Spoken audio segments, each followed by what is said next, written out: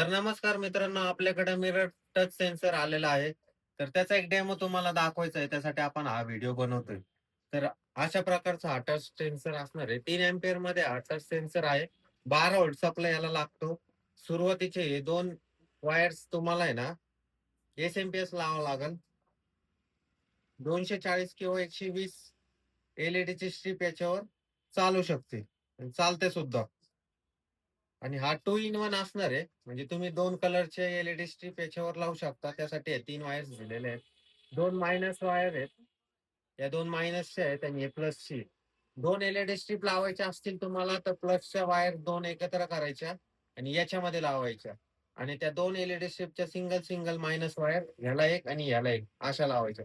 तर मी तुम्हाला आता फक्त एकच वायर जोडून दाखवणार आहे. तर ती पाहू आपण कशी दिसते ती.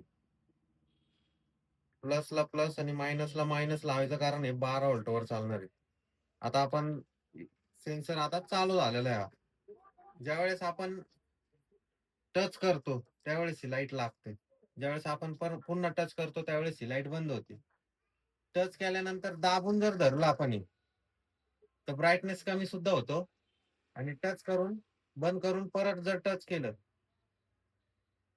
चालू झाल्यानंतर जर दाबून धरलं, तर ब्राईटनेस जास्त सुद्धा होतो.